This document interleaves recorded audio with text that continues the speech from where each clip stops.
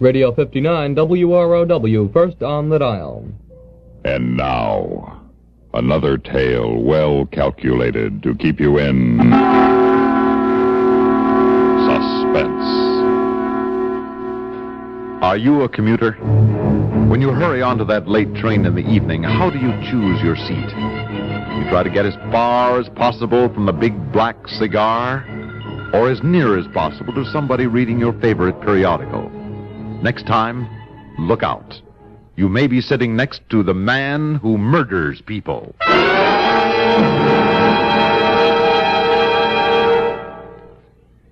Now, before tonight's story of suspense, let's listen to some words of wisdom from a good friend of yours and mine, the host of CBS Radio's daily House Party. Hello, this is Art Linkletter with a few words about that crippling disease known as arthritis. What is arthritis? It's the most widespread chronic disease in the United States. Actually, more than 11 million people suffer with arthritis. Men, women, even children. 11 million. No wonder it's called our country's greatest crippler. What causes this cruel disease? Nobody knows. It's still a medical mystery. The Arthritis and Rheumatism Foundation is searching for the answers, and they need your help. Research is costly. So is treatment. This humane work can be carried out only with your support. So send a generous contribution today to your local chapter of the Arthritis and Rheumatism Foundation. Remember, it's care today and a cure tomorrow.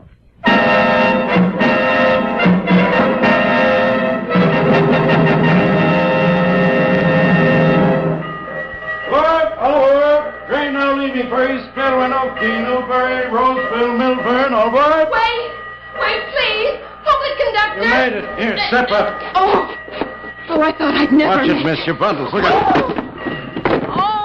Oh, my package. Stay right on there. I'll get them. Oh, Here's your hat box Thank newspaper. Well, no wonder you girls stumble wearing those spike heels. my purse. Where's my purse? Right here. Don't worry. Give it to me. Hey, watch it. You'll dump the stuff again. Here now, 2 boxes. I guess that's everything. As though I didn't have enough to worry about. Everything has to go wrong at Take once. it easy, miss. You caught the train. That's something. Oh, I wish I didn't have to take it. Well, too late now. Board! Over! I wish I didn't have to take it.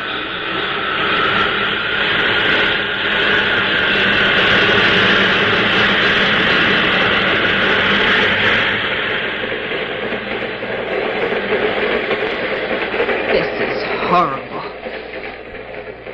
What's the matter, miss? Oh, I'm sorry. I didn't realize I was speaking out loud. Something you're reading in that paper bother you? Yes, Well, I wish I hadn't bought the paper. Not by any chance the Roseville murders you're reading about? Why, how did you know? Everyone has those murders on his mind these days. I guess I'm awfully cowardly about it. Not at all. I know a lot of strong men who find themselves afraid of the dark since those bodies began to turn up around Roseville. It's not something to take lightly. You don't sound very scared. Me? No. As a matter of fact, I've always been rather interested in murder. Interested? Yes. Murderers are very clever people, you know. Geniuses, some of them. You can learn a lot studying these cases. Learn? I wish someone would learn who the killer is. What's the matter with the police anyway? Why don't they catch him? Why don't they? Because he's cleverer than they are, that's why. But This man is the coolest, smartest killer that's ever been known in these parts, my girl. Here, let's look at what the paper says. Oh, no, please. I can't bear to see that picture again. Poor man he murdered last week. Now, I studied that picture for some time myself. Found it very interesting. You know, figuring out just what kind of a man he was, what kind of trick he might fall for, just how he'd react when he knew he was going to be murdered. Oh, please don't. Well, you're trembling. Well, I believe you're really frightened. Don't you see? I live in Roseville. Oh, live in Roseville, huh? How do you think it feels to get off at that lonely station at night? Not knowing in what shadow this creature may be standing watching me? So you live in Roseville. Say, I'm not far from there myself. You ever pass Arthur Jenkins' antique shop on Bowley Road? That's my place. I remember seeing it. My aunt's very interested in antiques. You must bring her in sometime. I'll show her my personal collection. That's very kind of you. Glad to do it. Old weapons are my specialty. I got some pretty rare stuff. But, getting back to this murder business... Oh, must we, Mr. Jenkins? Tickets, have them ready, please. Oh, where did I put that darn thing? Tickets, please. Here you are, conductor. Thank you. Everything okay now, miss? Oh, yes, thanks. I was just awfully nervous about missing the train. My aunt worries so if I'm not on the early one. I know how it is. Well, you'll get your supper hot tonight. Here's my ticket. Thank you. Tickets. Have your tickets ready. Let's see now. Where were we? Oh, yes, the paper. Oh. Here now. First victim, 2 months ago. Young mechanic from the Parkway filling station. Found in the reservoir, stabbed in the heart. Apparently thrown out of a car. No clues whatever. And he was such a nice young fellow. We often talked while he was servicing my car. Then when I saw this in the papers... Second murder.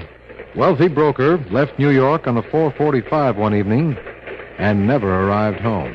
And then, just like the poor mechanic. Body turned up 3 days later at the foot of the Mill Road embankment. Again, a knife wound in the heart, but no knife, no weapon, no clue, just a body. Well, that's the one that horrified me so. Suppose I should have a flat tire in my car tonight when I get to the station. I'd have to phone the garage and then sit and wait in the dark shed all alone. I can see how you feel. Or even if I tried to drive to the garage, I'd have to go slowly.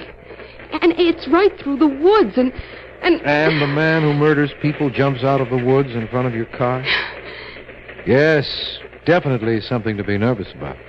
I hate to leave the house to go to work in the morning. And poor Aunt Maud. She worries all day till I get home. Doesn't a pretty girl like you have a boyfriend to look out for? Well, I haven't been living in Roseville very long. You know, I've been thinking. I get off the station after Roseville, but if you like, I could get out and see you to your car and then take the bus on up. Oh, I couldn't let you do that. It's not much out of my way at all. As a matter of fact, I often drive down that way in the evenings. It's a beautiful drive. Up the Mill Road, past the reservoir. But... well, you're looking at me so strangely. I think I will go with you and see you to your car. No, I don't want you to. Well, we can talk about it later. But, get back to the murderer again. You know, I wouldn't mind being called crazy if I could baffle the police as cleverly as this fellow does. Mr. You Jenkins... take last week now. That was the third case. Will you stop? What? What's the matter? Stop talking about the Roseville murders. Oh, no. I don't want to hear any more, I tell you. I don't want to talk about bodies being found and fiends with long knives hiding in the woods. Come now. You mustn't let yourself get so excited. Now, this man who strikes so cruelly, don't you wonder what started him murdering? Do you suppose power was what he wanted? Power over... Pardon me, may I sit down? What? Is this seat taken? No, I turned it forward so I could put my bundles there, but I can move them. Here, I'll just pile them on top of each other. There. Plenty of room. Well, I think I'll go back and have a smoke. Goodbye, Mr. Jenkins. I'll talk to you again later.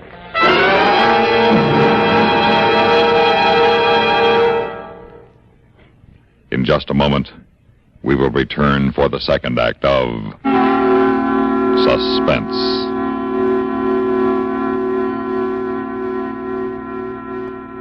Do you start out for a drive in a car with the faithful anxiety of a soldier going into battle? Cars have been created for our pleasure and convenience. However, carelessness has made them responsible for more human death than any planned carnage in the history of man. It's hard to know why people who have no desire to destroy themselves should be guilty of this kind of irresponsibility. Despite the many automatic features in today's automobiles, nothing has yet been invented to take the place of human intelligence in control. Whenever you take your car out, Whether for an errand in the neighborhood or a long trip on the highway, remember, it takes only 1 split second of inattention on your part to make all the safety features of your car meaningless, to turn the whole comfortable, luxurious machine into a weapon as personally destructive as any H-bomb. Drive with constant caution, common sense, and courtesy. Keep your car from destroying you.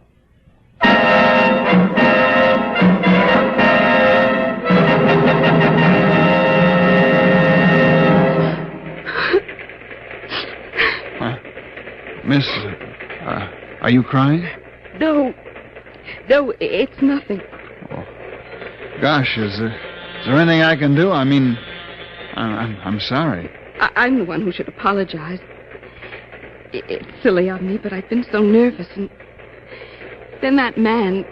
That man? You mean that heavy-set guy who just left? Yes, that's the one. Well, has he been annoying you? Oh, no. It's not that, really. It's just that... Well, I live in Roseville. Oh. Oh, yeah. I guess you've heard of the murders that have been going on in that area. I'll say. Some guy's been knifing people at night and leaving the bodies around. Yes. And the killer is still at large, and... Of course, everyone in the neighborhood is terribly frightened. Police can't seem to get any clue at all on the case. No. And the papers are so full of it that it's hard to put the ghastly thing out of your mind. But about this guy who was sitting here... Well, that's what I'm getting at. I was terribly nervous to start with, and this man sat down beside me just as we were leaving New York, and first thing you know, he started to talk to me about those murders. He's got a charming approach. I didn't want to talk at all, especially about that, but he couldn't stay off the subject. Sound? And he kept saying what a genius the murderer is, and talking about the men that were killed, and how they felt when they knew they were going to be murdered. Oh, now, please, don't cry again. What's the matter with that guy talking to a girl like that? And then he said he'd get out at Roseville with me and take me to my car, and I was scared and didn't want him to, and he insisted. Insisted, did he? Wait till that guy comes back. I'll tell him a thing or two. What are they out there? What's going on here? You, I'll tell you what's going on. Oh, now, please. Look, you've annoyed this lady till she's almost hysterical, that's what. Why, what are you talking about? What do you think you are, forcing your conversation on a girl who's frightened and nervous and wants to be left alone? Who says I forced myself on the girl? You must be crazy. There's something wrong with one of us, but it's not me. Now get out of this car, do you hear me? What do you mean ordering me around the train? I mean business, brother. Right, this is and outrageous. the next time I see you hanging around this lady, I'll knock your block off. So get going before I really get mad. I never heard of such a thing. The young hoodlum trying to tell a respectable man. Yeah. I don't think he'll be any more bother. I was sure he was going to hit you. Having a little trouble up here? No, it's all right, conductor. Fellow was a bit annoying to the lady, but nothing serious. We straightened it out. Well, I don't know if it's the murders or what, but this Roseville run sure is hard on the nerves lately. Guess all your passengers are a little jittery up here. A guy annoys girl, lady smacks another lady's kid, man breaks a window because it won't open. I don't know. Well, that's that. All quiet? Uh-huh. Gosh, I'm sorry to let you in for that scene, but I thought it was best to show him I meant business. I guess you're right. But, I'm glad it's over. What a train ride. All included on your commutation. No extra charge for the fireworks. I'm just exhausted. You'd think I'd been doing the work. Well, you've been under a strain. How about sitting back and relaxing? Let me fix that back for you. Oh, thank you. There now. Just take it easy from here in. It's been pretty nerve-wracking for you. I don't know what I would have done if you hadn't come along, Mr. Mackenzie. Bill Mackenzie. Mr. Mackenzie. You know, I believe I've seen you on this train before. Well, I'm certainly glad you saw me this time. I'm glad, too. For more than one reason.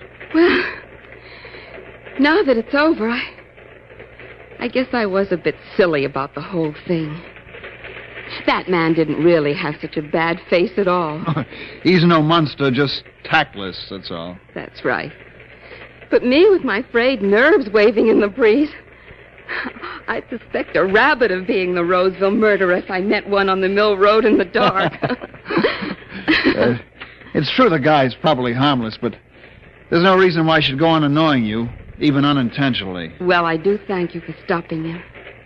By the way, my name is Kay Murray, Mr. Mackenzie. I live just outside of Roseville, the other side of the reservoir. Glad to know you, Miss Murray.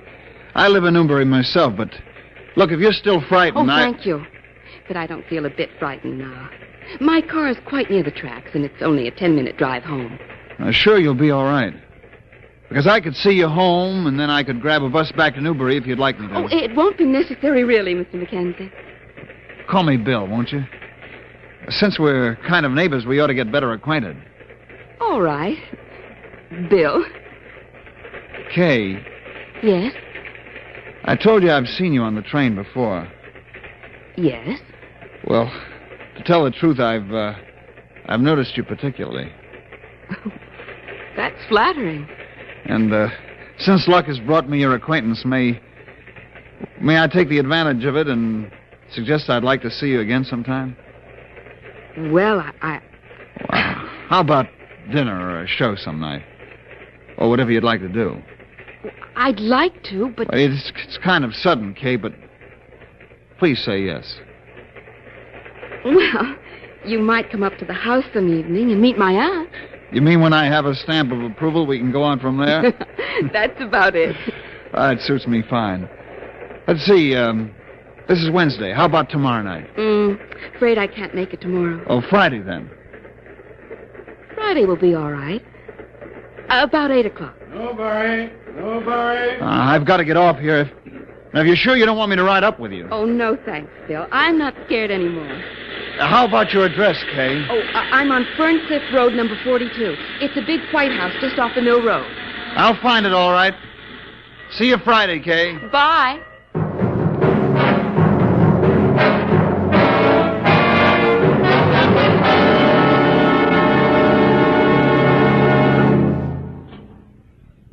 In a moment, we will return for the third act of Suspense. Hi. Maybe you'll recall this tuneful reminder of times past.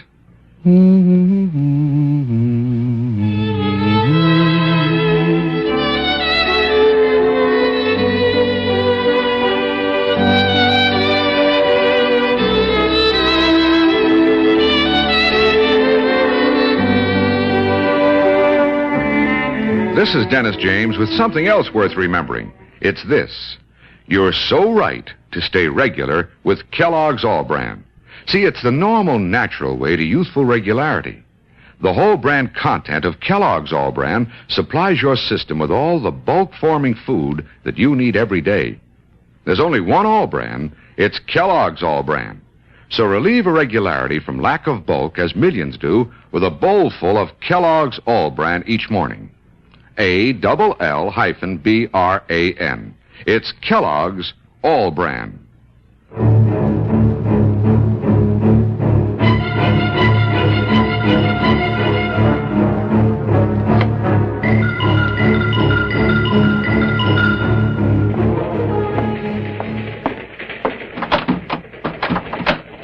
Oh, darn these doors. They never do open. Here, miss, let me do it. Oh, scared me, conductor. Yes, will you please? I have so much to carry. So just let me get in there. Oh, look out, my bundles! Oh, for heaven's sake. Oh, say, I'm sorry. That was clumsy of me. Here, let me pick them up again. Huh? Oh, dear. Oh, look out. Don't step on that bag. I got them rolling all over. Here, wait till I catch that hat box. Here's the 2 packages. Hat box, and pocketbook, and your newspaper. Thank you, conductor. Here, I'm through with the paper. I'll let you enjoy the Roseville murders. Oh, thanks, miss. Wait a minute. There you are. You got everything? Yes, thank you.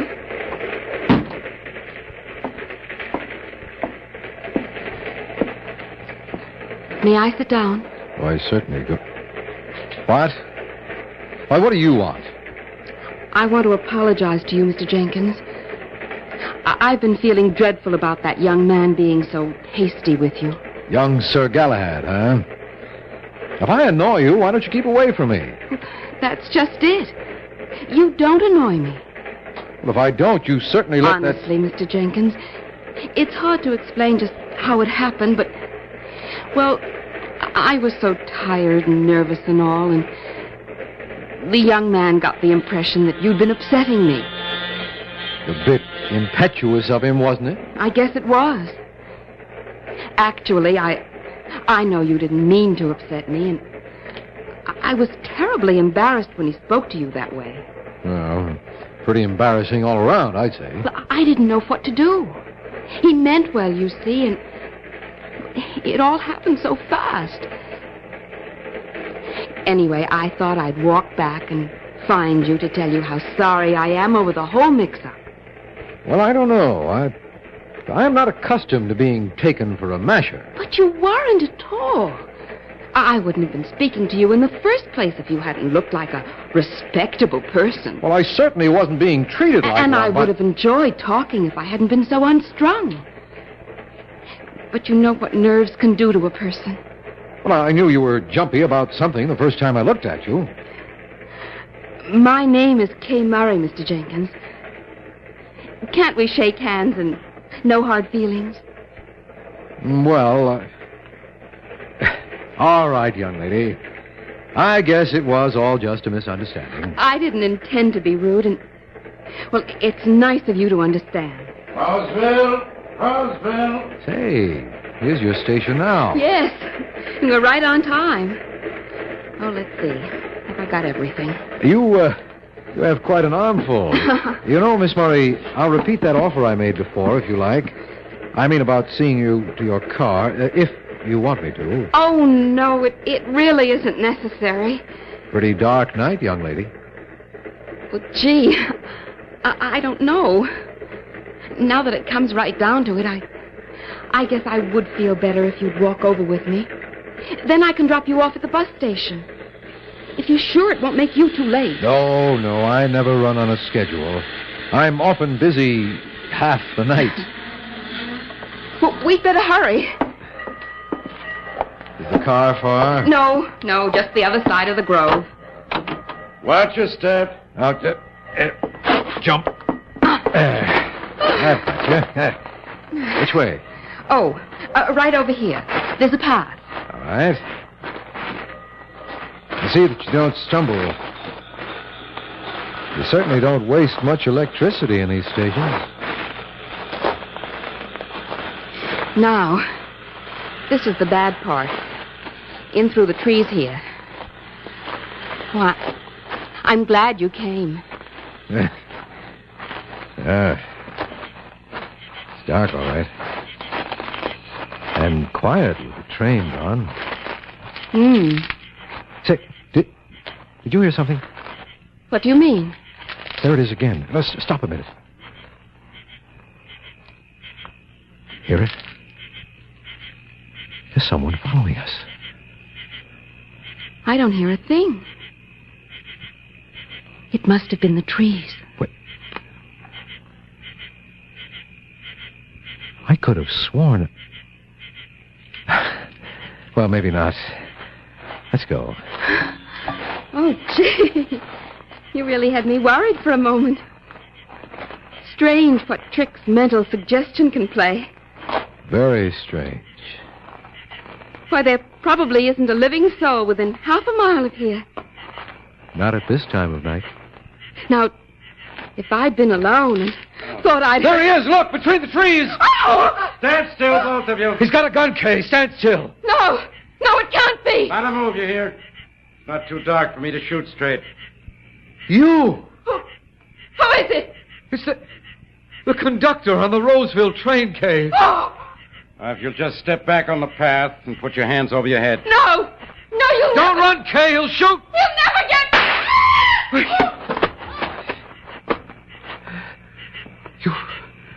You've killed her. I doubt it. I aimed too low. Here, let's see. That's what I thought. Bullet didn't even touch her. It's those heels she tripped and hit her head. She almost got away from you. Well, what are you waiting for? Where's the knife? You'll see it soon enough. First, come over and give me a hand with this girl. I won't help you. I won't move. Say, do I have to get disagreeable? Why don't you kill me and get it over with? Just a minute. Who do you think I am? I know who you are. And one day everyone will know. Do you hear? You can't get away with it. Hold it, mister. I happen to be riding that train as special investigator. What? This gal dropped her purse boarding in Grand Central and was so edgy about it, I began to wonder what was inside. I managed to spill her bundles later and get a quick look in the purse while retrieving them. Then I remembered the madman's third victim was last seen walking with a pretty girl. Well, why do you think I followed the two of you? I don't know. What was in the purse? You ever see one of these? A pruning knife. You never know what's turned a normal mind into a crazy whirlpool of hate. Me? I would have been the fourth victim.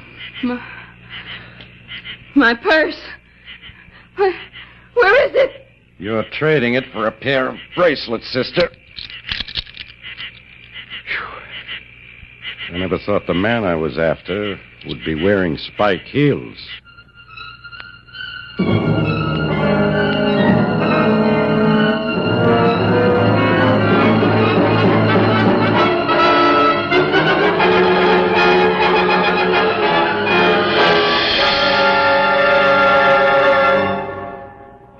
Suspense.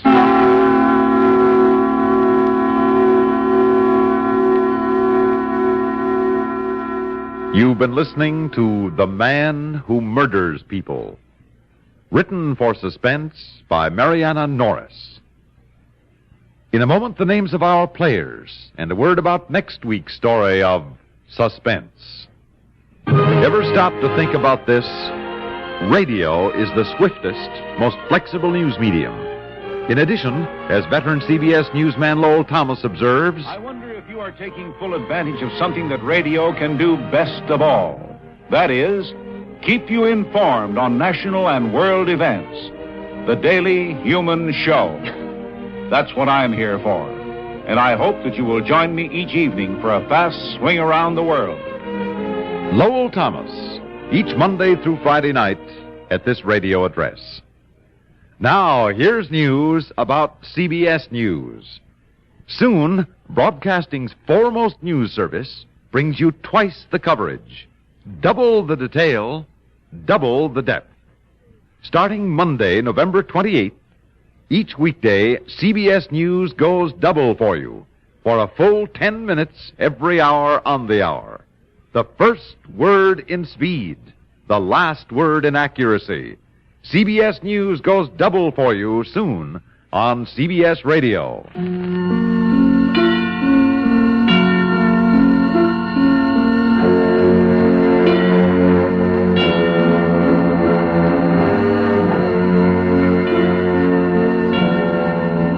Heard in tonight's story were Vivian Smolin as Kay, George Petrie as Jenkins, Alan Manson as Bill, and Maurice Tarplin as the conductor.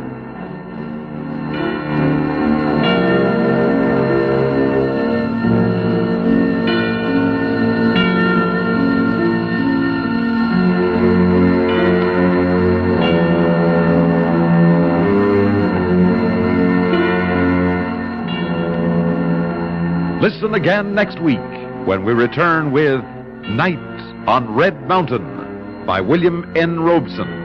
Another tale well calculated to keep you in suspense. WROW, Albany, New York.